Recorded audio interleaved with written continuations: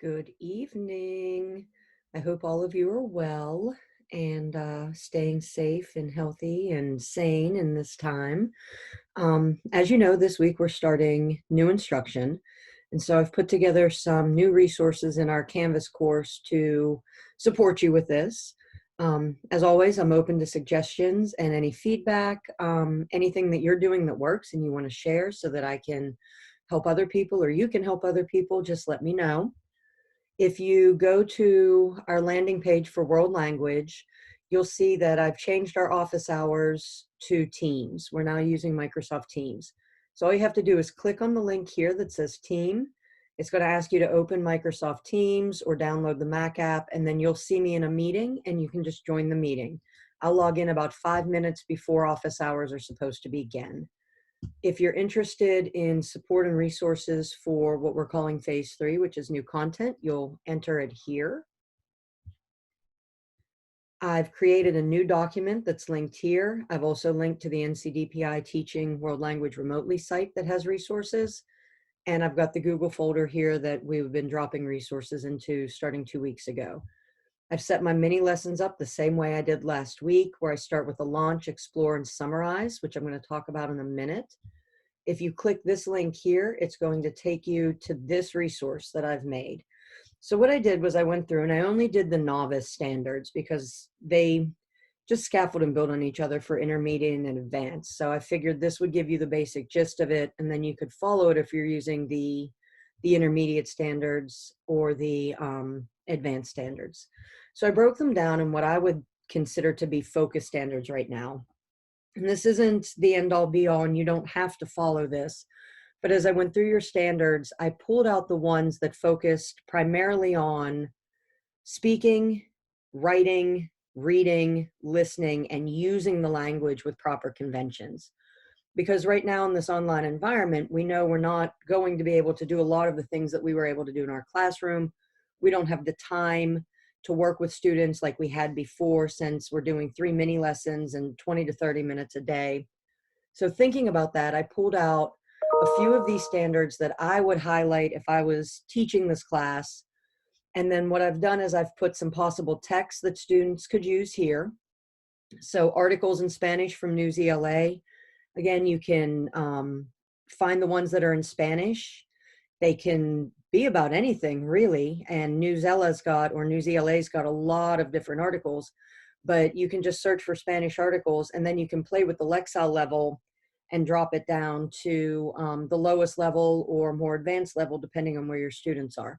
They also come with questions. So if you wanted them to do some reading comprehension, you can, the way you save it is you go to print and then save as a PDF instead of printing it. And it'll ask you if you want to print the article and the questions, or the article, the questions and the answers, or in the quiz. So you can do that. And then you have questions in Spanish as well that students can answer. Some of the strategies and tasks that I dropped over here are specific to these standards. So for NL, CLL1, and then the CLL 2.4 and 2.5, I said they could model gestures, intonation, and pronunciation. You could do this in a video and have students just pause and have students repeat after you. You could use Desmos. There's a tutorial in the Google folder for PD, professional development, that we're providing. You could use Desmos, and they have a drag and drop option where they could match words with definitions. You could write answers to simple questions, have students write answers to simple questions in the target language.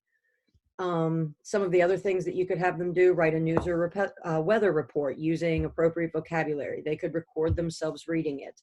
They could read a short story or poem or song and use the proper gestures, inflection, and tone. So a lot of things that they could do, and I've put those suggestions in here, and I'm sure you'll think of more, but anything that they can do that gets them interacting with the language, reading it, writing it, and speaking it, as well as listening to it, is going to be key to continuing their education and their learning of a foreign language.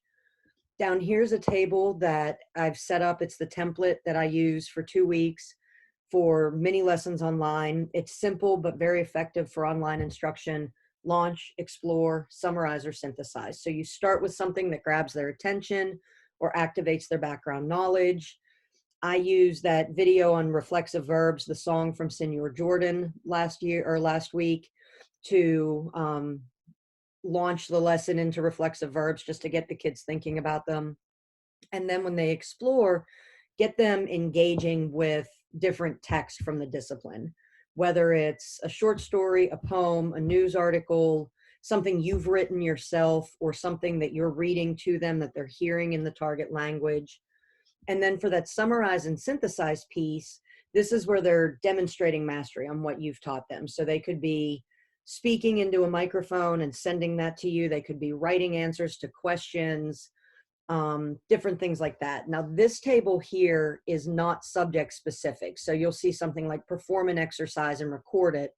Probably not going to be relevant to world language, but I'm also working with health and PE and social studies. So this table is for all. But there are some ideas in here that you could possibly use when thinking about how do I get students to summarize and synthesize and demonstrate mastery of what I'm trying to get them to learn. As always, if you have any questions, I'm here for you. If you can't tune into office hours, which this week are Tuesday and Thursday at noon, then feel free to email me or reach out to me via text or phone call. I'm here for you. Keep up the good work, and I'll talk to you soon. Thank you. Bye.